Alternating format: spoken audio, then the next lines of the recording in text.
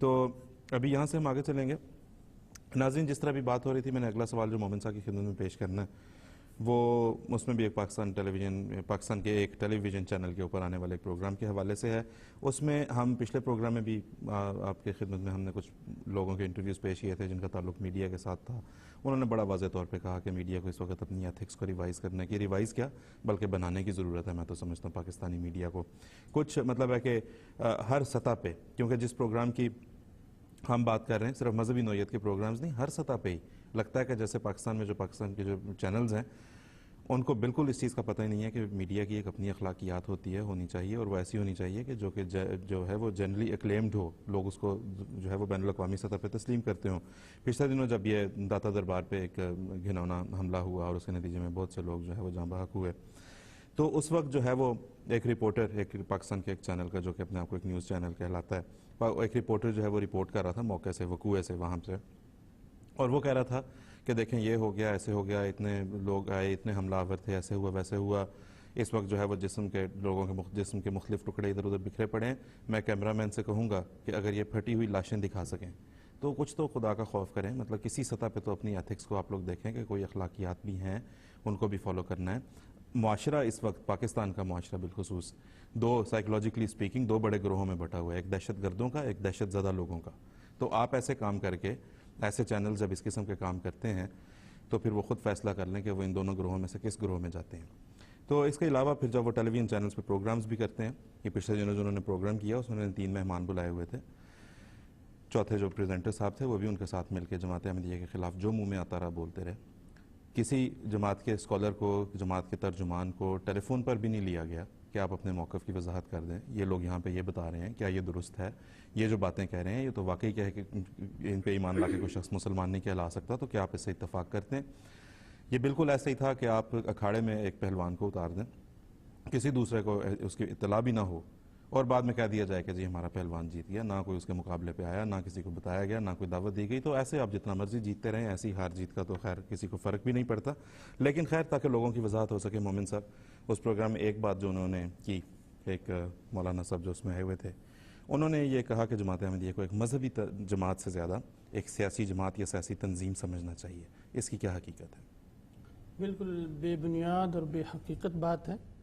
کوئی بھی جماعت، کیا وہ سیاسی ہے یا دینی ہے، اپنے منشور سے پہچانی جاتی ہے، اپنے نعروں سے پہچانی جاتی ہے، اپنے کام سے پہچانی جاتی ہے.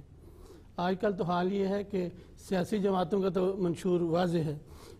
دینی جماعتیں جو ہیں جو پاکستان میں خصوصاً، ان کا ایجنڈا، ان کا منشور، ان کے نعرے، ان کے کرتوت یہ ہیں کہ حصول اقتدار کیا جائے، خواہ کیسے بھی کیا جائے. مودودی صاحب واضح طور پہ فرما گئے ہیں کہ ہم نے اقتدار پہ قبضہ کرنا ہے، خواہ ڈنڈے کے زور سے کریں. اور اسی جو ان کا منشور ہے اس کے مطابق یہ انتخابات جب ہوتے ہیں سیاسی، تو اس میں اپنے امیدوار کھڑے کرتے ہیں، کمپین کرتے ہیں، پانی کی طرح پیسہ بہاتے ہیں، اور پھر اسمبلیوں میں جاتے ہیں اور فائدے اٹھاتے ہیں. تو یہ سیاسی لوگوں کا کام ہے، اور یا ایسی جماعتوں کا جو دینی کہلاتی ہیں لیکن سیاسی کام کرتے ہیں. جہاں تک جماعت احمدیہ کا تعلق ہے، یہ خطاً سیاسی جماعت نہیں، یہ تو ایک الہی جماعت ہے. خدا تعالیٰ نے اس کو قائم کی ہے. یہ سیاسی جماعت نہیں، اس کا منشور سیاسی نہیں، اس کی سوچ سیاسی نہیں، اس کا ایجنڈا سیاسی نہیں، اس کے کام سیاسی نہیں ہیں. حضرت مسیح موعود علیہ السلام نے اس کا ایجنڈا بیان کر دیا 10 شرائط بیعت میں، جن کا خلاصہ یہ ہے کہ حقوق اللہ اور حقوق العباد، یعنی اللہ تعالیٰ اور اس کے بندوں کے حقوق ادا کرنے کی کوشش کی جائے. قال اللہ اور قال الرسول کے مطابق دل و جان سے عمل کرتے ہوئے، اور اس راہ میں خواہ جان جائے خواہ مال جائے، اس قربانی سے قطعاً دریغ نہ کیا جائے، اور اس کام کے لیے دوسروں کو پیار اور حکمت سے بلایا جائے. یہ ایجنڈا ہے حضرت مسیح السلام نے جو 10 شرائط بیعت میں دیا. جہاں تک اقتدار کا تعلق ہے، یہ ملکوں کی ہوس کا تعلق ہے، اس بارے میں تو حضرت مسیح السلام واضح طور پہ فرما گئے ہیں کہ مجھ کو کیا ملکوں سے میرا ملک ہے سب سے جدا، مجھ کو کیا ملکوں سے میرا ملک ہے سب سے جدا، مجھ کو کیا تاجوں سے میرا تاج ہے رضوان یار. یعنی اللہ تعالیٰ کی خوشنودی ہی میرا تاج ہے، مجھے دنیا کے تاجوں کی ضرورت نہیں. اور اسی وجہ سے آپ کے دوسرے خلیفہ حضرت مرزا بشیر الدین محمود احمد مسلم موعود رضی اللہ تعالیٰ عنہ نے واضح طور پہ فرمایا ہے کہ خلافت نے کبھی حکومت میں دخل نہیں دینا.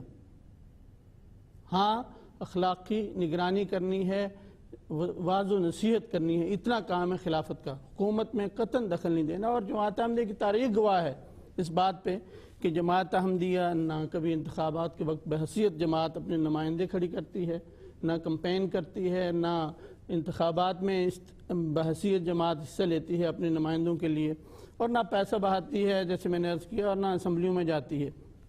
ہاں جیسے قرآن شریف کا حکم ہے کہ ان اللہ یامرکم ان تؤدوا الامانات الی اہلھا, انتخابات کے وقت جن کو وہ سچ مچ اس بات کا اہل سمجھتی ہے کہ ان کو انتخاب کیا جائے, وہ اپنے ووٹ کا استعمال کرتی ہے.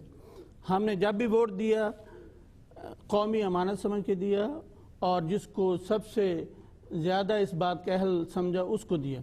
لیکن جب ہم نے دیکھا کہ حق و صداقت کا خون ہو رہا ہے, یہ لوگ چاہتے ہیں کہ ہم خدا اور رسول کو ناراض کر کے اپنا دین بدل لیں, ہم نے وہ حق کا ووٹ بھی چھوڑ دیا. اگر یہ سیاسی ایجنڈا ہے ہمارا تو پھر ہم ایسا نہ کرتے.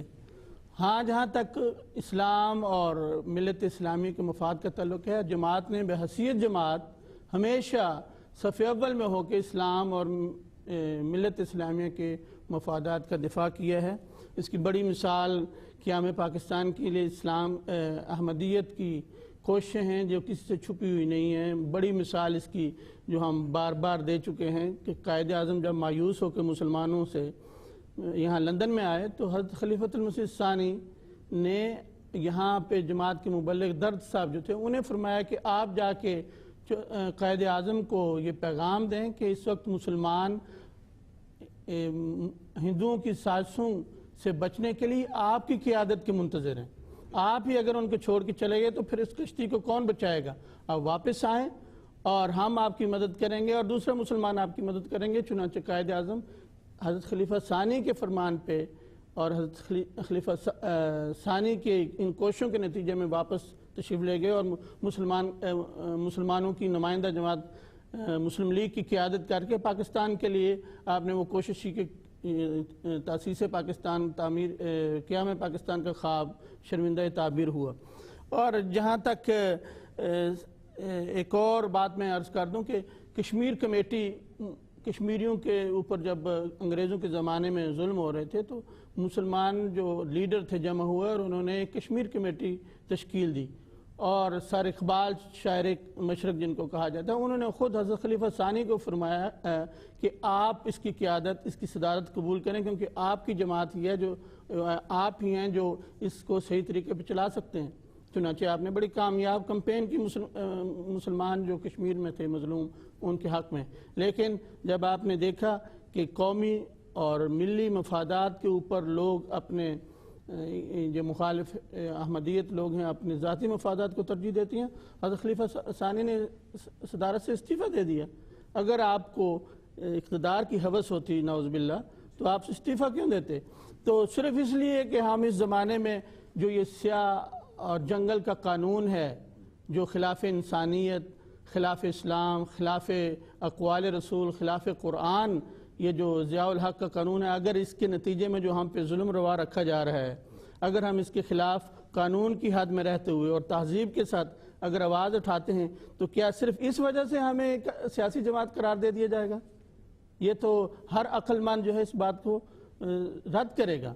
اور ہم جیسے میں نے عرض کیا کہ جماعت کا منشور, جماعت کی تاریخ اس کو رد کر رہی ہے. بالکل ٹھیک, بہت بہت شکریہ مومن صاحب, جزاک اللہ. اس وقت ٹیلی فون